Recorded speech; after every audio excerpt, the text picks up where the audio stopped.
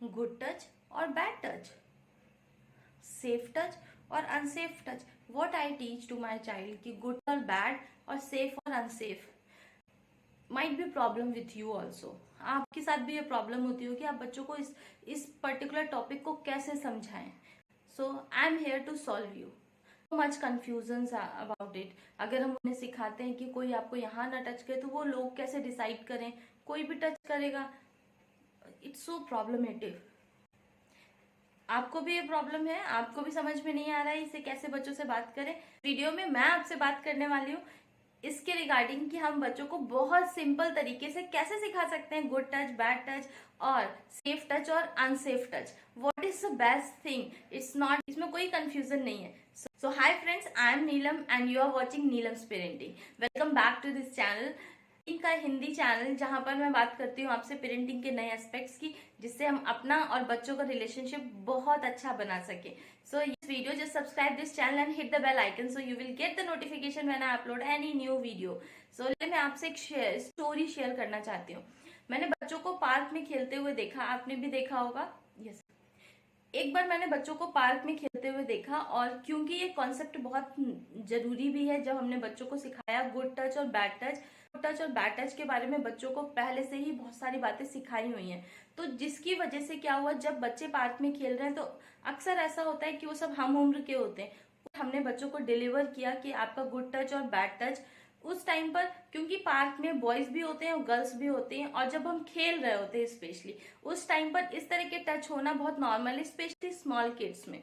उस टाइम पर क्या होगा कि उनके बीच में क्लैशेस आ जाते हैं, because things are not so clear. उन्हें बहुत क्लियर नहीं है इसके बारे में कि गुड टच क्या है और बैड टच क्या है.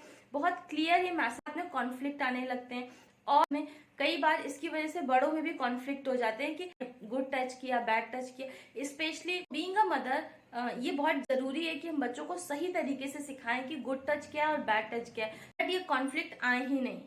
कितना अच्छा हो कि अगर हम ये गुड टच और बैड टच को रिप्लेस कर दें सेफ टच और अनसेफ टच, तो ये कॉन्सेप्ट बच्चों के लिए बहुत ईजी हो जाएगा समझना. चलिए इस बारे में बात करते हैं. Talking about good touch and bad touch can be confusing for children because touches do not hurt or feel bad. बच्चों से गुड टच और बैड टच के बारे में बात करते समय ये बहुत कंफ्यूजिंग हो सकता है उनके लिए, क्योंकि न तो हमें हर्ट कर रहे होते हैं, फील करते हैं, हम फील कर रहे होते हैं बैड. तो क्योंकि we are aware, so we can understand वो हमारी फीलिंग है कि we are not feeling safe और अनसेफ. टच को हम रिप्लेस कर दें सेफ टच नहीं. इस समय गुड टच और बैड टच के टाइम पर ये बहुत कंफ्यूज करता है उनको, क्योंकि हमारे जो बॉडी पार्ट्स हैं जिसके बारे में हमने उन्हें बताया कि कुछ पार्ट्स ऐसे हैं जहाँ पे कोई भी टच कर सकता है, कुछ है जहाँ पर नहीं टच करेंगे, उसे हमने कंसीडर करेंगे बैड टच के, उसमें बैड टच के कॉलम में. तो उस टाइम पर जेन्युइनली उससे समझाएं इसको, तो आप समझे होंगे इस बात को. तो ये बहुत बड़ी प्रॉब्लम है जो कि इसको कैसे इसको आइडेंटिफाई करें. तो ये भी सही नहीं है, जबकि इसमें कोई टच नहीं है, तो हमने सिर्फ उनको गुड टच और बैड टच नहीं बताना है, उसकी जगह पे हमें ये भी बताना है कि सिर्फ और सिर्फ कोई आपसे इस तरह की बातें कर रहा है, ये बहुत जरूरी है, या फिर इस तरह के आपको कोई कंटेंट दिखाने की कोशिश कर रहा है which is also not okay, चाहे उसमें कोई टच इन्वॉल्व हो या फिर नहीं इन्वॉल्व हो. नाउ इट इज बिकॉज बहुत सारे बच्चे जूम कॉल या फिर वो फ्रेंड्स में बहुत सारी चीजें सीखते हैं, हमने उन्हें सिर्फ और सिर्फ गुड टच और बैड टच के बारे में बताया, तो इसकी वजह से ये कंफ्यूजन से स्टार्ट हुई कि वो फिगर आउट नहीं कर पा रहे हैं कि क्या करें. गुड टच, तो गुड टच और बैड टच में कंफ्यूजन हुआ कि उसमें हम कुछ हर्ट नहीं हो रहा था हमें, और हम फील बैड नहीं कर रहे थे. द सेकेंड थिंग कि अगर हमें कोई भी अलग तरह की पिक्चर्स दिखा रहा है which we don't want to see, जिसमें किसी तरह का कोई टच इन्वॉल्व नहीं है, लेकिन फिर भी that is also not okay. तो रिप्लेस कर सकते हैं किसके थ्रू, सेफ टच. हम इसकी जगह पर बच्चों को सिखाएं सेफ टच क्या है. विल मेक हिम और हर फील हैप्पी. सेफ टच क्या है, जिसमें बच्चे खुद से वो हैप्पी फील करें, जबकि उन्हें खुद से अच्छा फील कराएं. सेफ टच सिखाने से क्या होगा, क्योंकि ये फीलिंग से जुड़ा हुआ है, ये उन्हें हैप्पी फील कराएगा, केयर्ड फील कराएगा.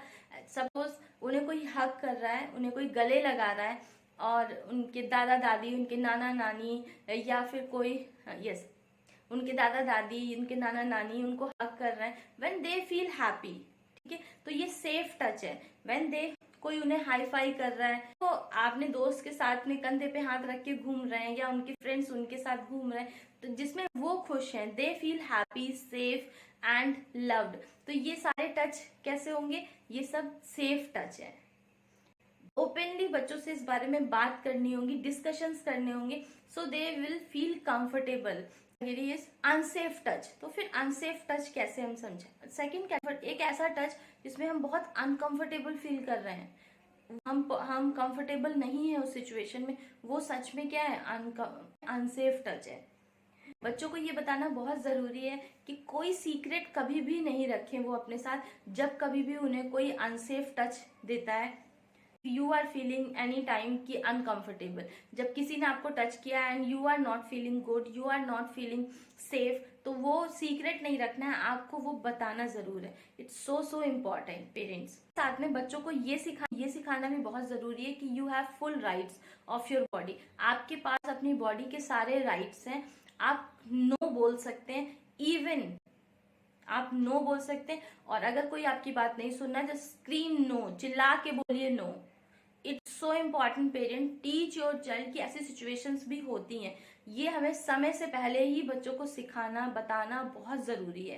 कहीं और से थोड़ी जानकारी, कहीं और से थोड़ी जानकारी ले करके उसे कंबाइन करते हैं और समझते हैं। बेटर होगा कि हम उनसे ओपनली बात करें और उनको समझाने की कोशिश करें, और जब हम उनसे ओपन बात करेंगे तो उन्हें किसी हॉल की जरूरत नहीं होगी। That the body belongs to you and nobody should touch you if you don't want to be touched। if सिखाइए, आप इस बॉडी के ओनर हैं, ये बॉडी आपकी है, कोई भी आपके बिना चाहे उसे टच नहीं कर सकता, कोई भी। कभी भी उन्हें किसी को भी नो बोल सकते हैं, because you are the owner of this body. आपकी है ये बॉडी आपको बिलोंग करती है, तो ये आपकी मर्जी है हमेशा कि इससे कोई टच करे या फिर ना करे, राइट। तो मैसेज इज क्लियर कि अब हमें गुड टच और बैड टच को रिप्लेस करना होगा सेफ टच और अनसेफ टच से। तो अब ये सिखाएं कैसे बच्चों से, कैसे इसके बारे में बात करें? तो यहाँ 7 स्टेप्स शेयर कर रही हूँ, उसे आप ट्राई आउट कर सकते हैं, कोशिश कर सकते हैं उसके थ्रू बच्चों से बात करने की। Teach children you are the boss of your body. आप don't force any kind of touch. Use the proper words for body parts. It's so important कि हम बच्चों को उनके जो प्राइवेट पार्ट्स हैं, उनके जो बॉडी पार्ट्स हैं, उनके नाम बताएं, उसमें कोई शर्म ना हो, उनसे उसके बारे में नॉर्मली बात कर सके। While you are talking about these topics, keep the right tone. बहुत नॉर्मल, बहुत शर्मा के, बहुत हेजिटेट होकर के उनसे इस बारे में बात नहीं करें। It's a normal topic and normal conversation, तो बहुत आराम से उस पर बात की जाए। अपनी टोन पे बहुत ध्यान दें कि आप किस टोन में बात कर रहे हैं। अगर आप ही बहुत ज्यादा शर्मा के बात कर रहे हैं, if you are not comfortable, जब आप उनसे इस बारे में बात कर रहे हैं, तो क्या होगा, वो मैसेज कन्वे हो जाएगा, वो वाइब्स कन्वे होगी, वो भी आपसे वो सारी चीजें बहुत आराम से आके आपको नहीं बता पाएंगे। About safe touches versus unsafe touches। उनसे next thing, keep having the conversation. It's so important. उनसे हमेशा इस बारे में कॉन्वर्सेशन होनी चाहिए, उनको पता होना चाहिए कि why it is important and why we are so much concern about safe touch and unsafe touch. हम बहुत ज्यादा इस बारे में कंसर्न क्यों हैं, सोसाइटी में किस तरह के चेंजेस हो रहे हैं, और वो उस टाइम पे बहुत ज्यादा अवेयर होने की क्यों जरूरत है।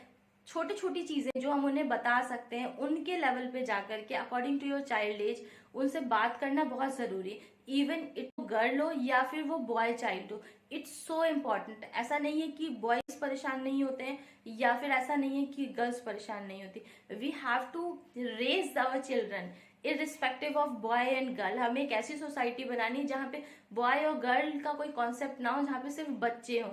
बच्चे तो बच्चे हैं, उसमें कोई बॉयज और गर्ल्स ना आए। तो यस, उसके लिए हमें अभी से शुरुआत करनी होगी। जब हम उस तरह की अपब्रिंगिंग करेंगे तो वो जनरेशन हमारे सामने होगी। I hope this video is useful for you को ये वीडियो कैसा लगा मुझे कमेंट में जरूर बताइए। फॉलो कर सकते हैं मेरी इंस्टा आईडी पर। All for today's video. आप अभी तक इस चैनल को सब्सक्राइब नहीं किया तो सब्सक्राइब कीजिए। बाय, मिलती हूँ मैं आपसे नेक्स्ट वीडियो में।